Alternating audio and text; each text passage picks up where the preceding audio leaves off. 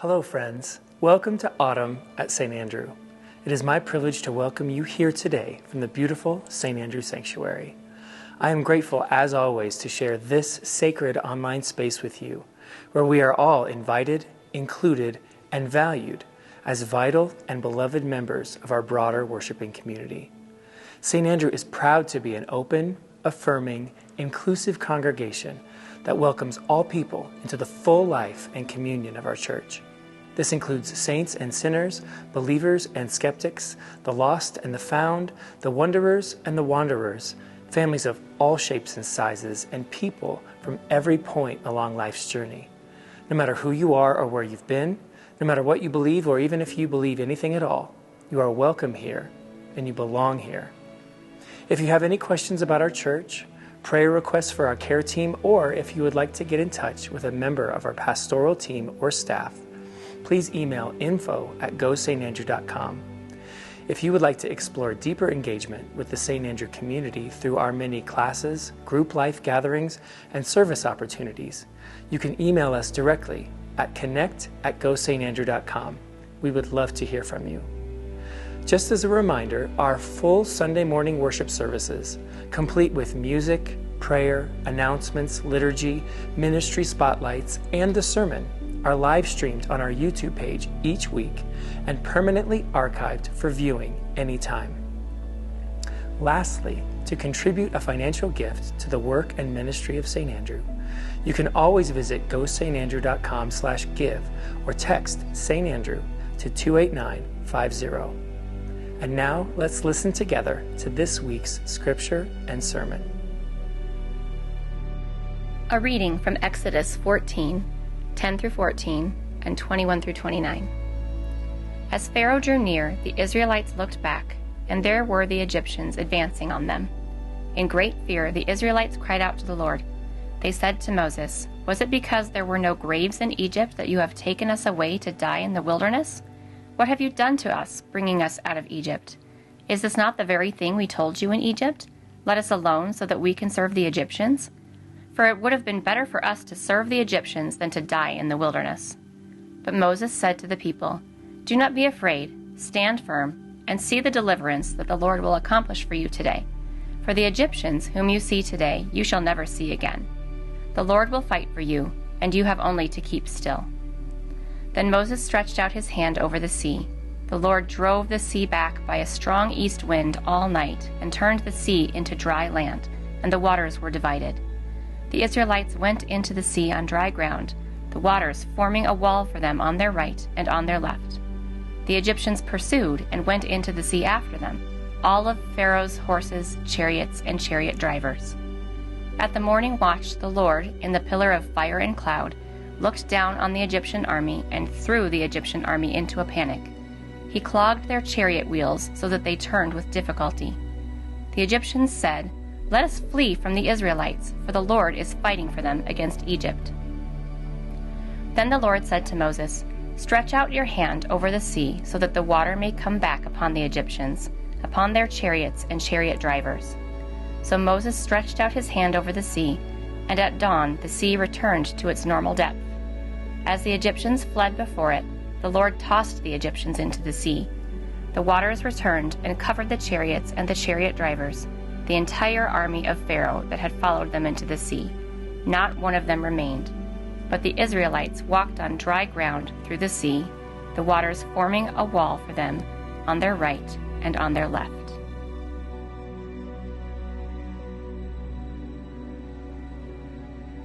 Do you remember as a child when someone would ask you, "What do you want to be when you grow up?" Maybe you as a parent or grandparent, a teacher, a coach, neighbor, or your best friend's mom. What do you want to be when you grow up? The comedian Paul Poundstone once said, adults are always asking kids what they want to be when they grow up because they're looking for ideas. How did you answer that question? What did you want to be when you grew up?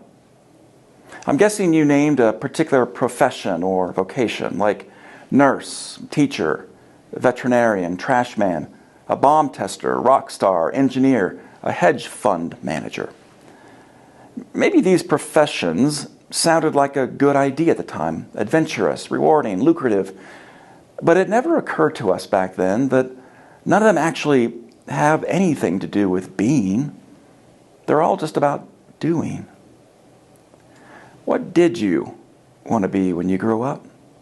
And did you become it? Are you still becoming it?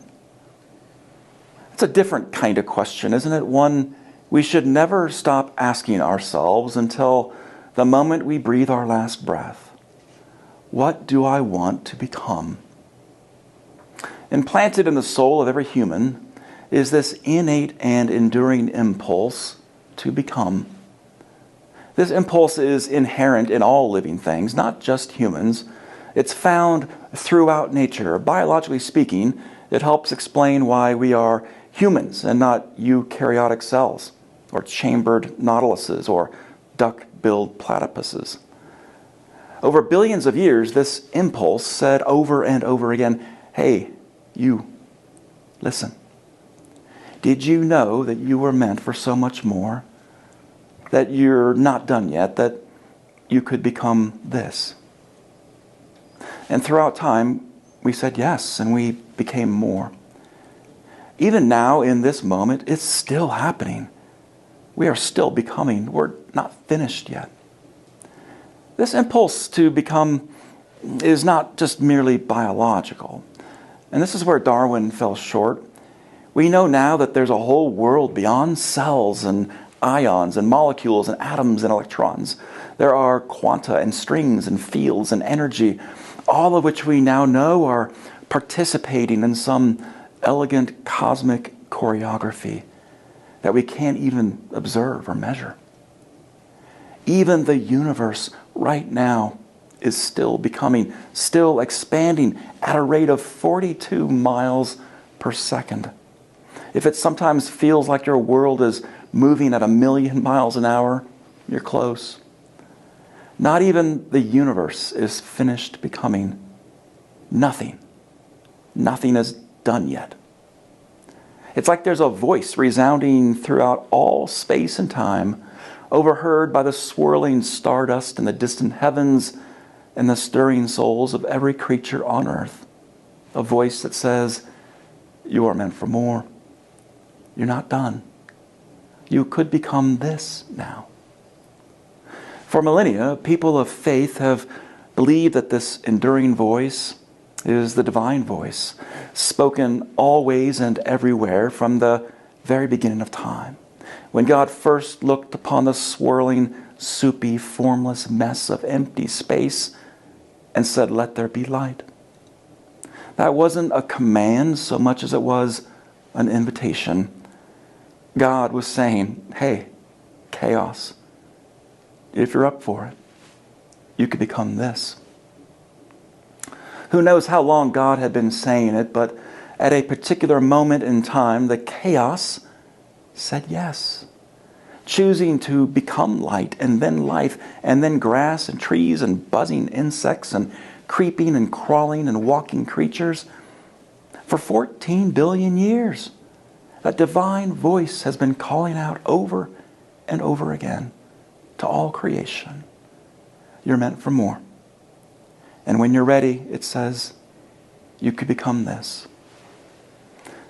This longing to become is woven into the fabric of the whole universe, reminding us that to remain what we are and who we are and where we are, unchanged and unmoved, is death.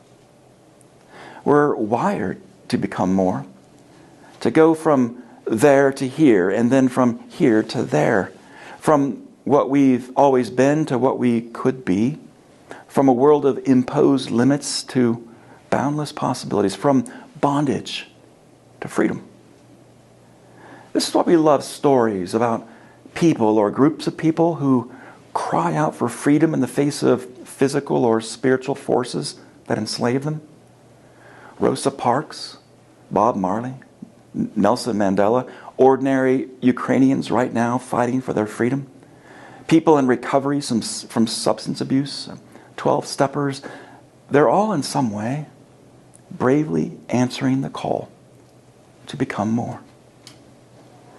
Some of the most memorable movies are about the human struggle for freedom to become more. You know them, Shawshank Redemption, Braveheart, 4 years a slave, or the movie Barbie. At the heart of the Barbie movie is this story of freedom to become more. In fact, it's a parable that even Jesus might have told. It poses the one question we all must answer in life. Will I choose to live in Barbie land, a world that's not real, where nothing, including me, ever changes? Or will I dare to journey to the real world, where despite the risks, I can become so much more? This longing to become is why today's Exodus story is so universally resonant and relatable. In the story, Egypt is the place of slavery. The Promised Land is the place of freedom, the place that God is calling the people to go. And their journey from Egypt to the Promised Land is the tireless paradigm for the whole human struggle for freedom to become more. The word Exodus means the way out, the road of escape. And who among us hasn't longed for liberation from something that constrains or threatens our well-being? Who hasn't felt trapped or paralyzed by forces or circumstances that want to control us? Who hasn't ever felt some hopeful impulse to take a step forward toward becoming, only then to doubt ourselves or the source of that impulse? The Exodus story speaks of two kinds of struggle. The outward struggle for freedom that real people endure in the face of real slavery and oppression in this world, which for marginalized people around the world makes the Exodus story their story of hope and liberation. But it also speaks of the inward spiritual struggle for freedom that we all experience, and our lifelong journey of liberation on the way to becoming more. You heard the story. The Hebrews are slaves in Egypt, and Moses convinces the Hebrews to flee their captors. Moses covertly leads the Hebrews out of Egypt, and their captors fiercely pursue them. This is going to end badly, we assume. But the Hebrews do get a head start, and things initially are looking good for them, and their over-under on survivability seems pretty favorable. They're actually making great headway. And it's all like, laugh out loud, Moses. I'm really rolling on the floor laughing at some lame Pharaoh, and you got that right, Moses. We're going for the win, and this is no big deal. And by the way, Moses, where's the party at? In my version, at least, all these Hebrews are like Gen Zers. And then suddenly, things, while they're looking so swell, suddenly they discover that the journey has led them straight to the dead-end shoreline of the impossible, impassable, unimaginable big Red Sea. And Pharaoh's army is closing in. And now it's, oh my God, Moses, we're stuck, we're not lying. And what the heck, Moses, this was not a good idea. And in my humble opinion, Moses, you're a loser beyond repair, and this was no easy 1, 2, 3. And then it's shaking my head, Moses, we are sure out of luck. So never mind, let's just be right back to Egypt, or we rest in peace. Hopeless in no man's land, trapped between the big Red Sea and Pharaoh's death squad. But that's when the divine voice speaks again. That same voice heard everywhere since the beginning of time. It says, hey, if you're ready, you can do this. You could become this. The voice uses different words here, but it's all the same. It says, do not be afraid. Stand firm. The Lord will fight for you now, and you have only to keep still. In other words, you're not done yet because God's not done yet. You're going to live into the one whom God has called you to become right now. Don't we all long to hear that voice in the face of whatever Red Sea we're facing? But this is where things get so weird that many shake their heads in disbelief. The details of what happens next are pretty difficult to reconcile from a purely rational point of view. According to the story, some things go down next that are entirely unbelievable. First, that impossible, impassable Red Sea actually splits in two, with an opening of dry land running right through the middle. And we say, And then all those freaked out Hebrews actually agree that there's really nothing at all unwise or sketchy about a mass migration through a parted sea while all those fish are frozen in the walls, eyes wide open, just staring at them. And we say, And then, just as the Hebrews make it out safely on the other side, the walls of water come crashing down on Pharaoh's army, and all the soldiers are drowned. Hundreds, thousands of lifeless bodies washed up on the shore. And you can hear the cheers of the righteous rise from the pages of Scripture over their destruction. And we say, But history is always written by the victors. And while these details make for a great story, they can get in the way of hearing the deeper truth of this story. So if it helps, you don't have to believe that any of those details are factually true to hear that deeper truth. You don't have to believe that it always takes some kind of supernatural miracle like a parted sea to get you through your troubles. Or that the physical laws of the universe must somehow be suspended so you can miraculously walk through a real-life crisis. Or that your own worst enemies must ultimately die for you to finally be set free. In fact, chances are, if you have to believe any of these things, you might not never make it through whatever Red Sea in your life you're actually facing. The story doesn't ask us to believe the unbelievable or the impossible in order to do something or have something good happen to us. It doesn't actually ask us to do anything at all. Did you notice this? There are really no commands on that shoreline to do anything except this: to not be afraid, and to stand firm, and to be still. I love this advice from God. Do not be afraid, do not run away, and do not react impulsively. These are the instructions given to the Hebrews at the shoreline of the Red Sea. And what is the Red Sea exactly? It's just a symbol. In ancient times, the sea was a symbol of chaos in the untamed parts of nature. The dangers and threats, the forces of death. It was to be avoided at all costs because lurking beneath its surface were all the things you can't see and all the monsters you manufacture in your mind. Leviathan, sea monsters, beasts with sharp teeth. The sea is a symbol for whatever obstacle or fear or force of resistance stands in the way of our freedom to become whomever God is calling us to be next. For us on any given day, it might be real injustice or oppression or systems or institutions that repress or harm others. Or it might be depression or anxiety or dread or addiction or some interpersonal struggle. Or it might be the sudden loss of a job or relationship or some past event from which we have never healed, or some present event that turns our world upside down and renders us helpless and deeply vulnerable. The sea changes for us from day to day, but the message spoken by the divine voice is timeless. You can do this. You can become this. So do not be afraid and do not run away and do not react impulsively. Have courage.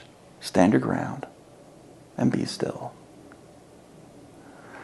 The story says that on our journey of liberation, the real pharaohs of this world are always banking on the possibility that we will be afraid and we will run away and we will act impulsively.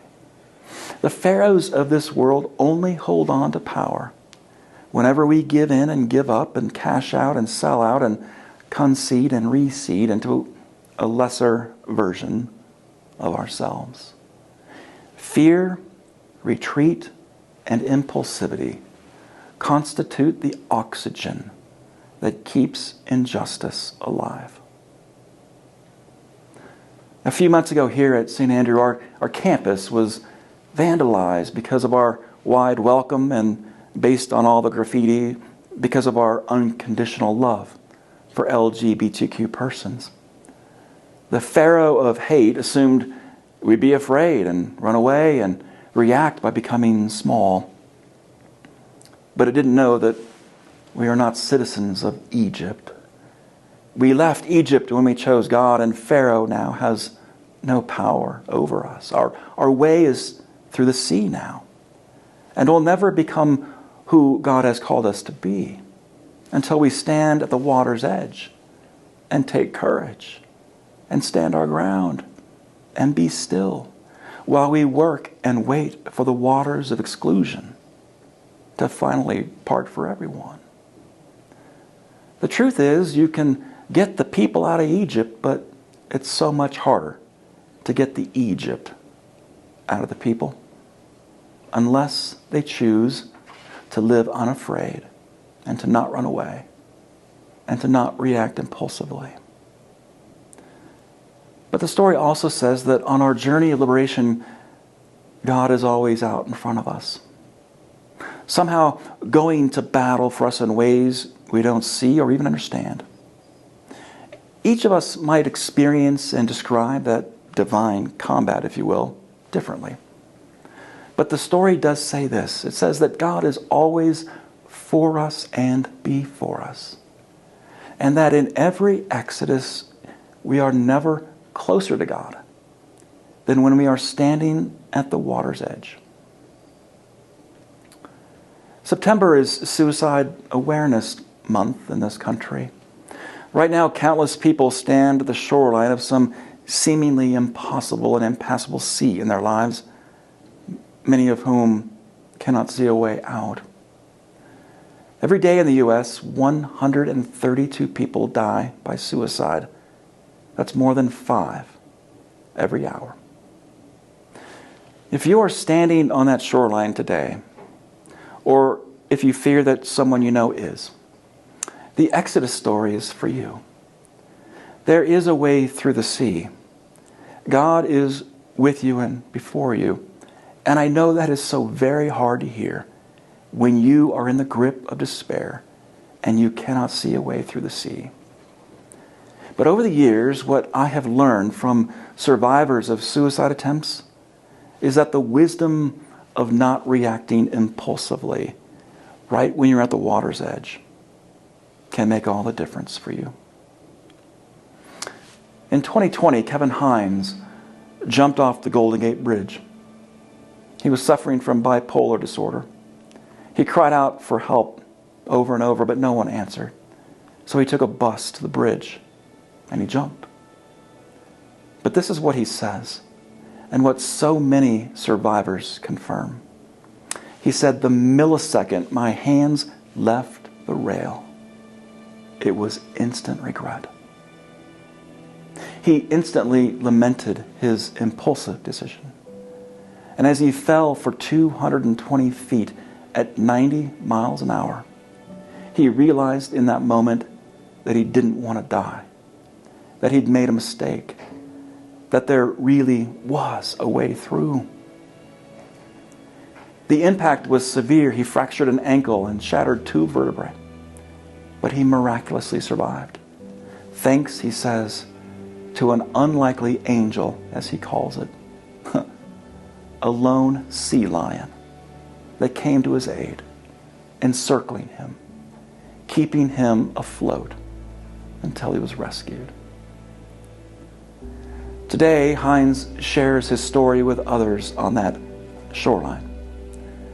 And his message in part is that if the one in despair can keep from acting impulsively in the moment, he can be saved. And so it is for all of us. At whatever shoreline we find ourselves, when we give God time to be for us and to go before us, and then follow the voice that says, hey, you, You're not done yet. You could become this. Our takeaways for today: have courage, stand your ground, and be still.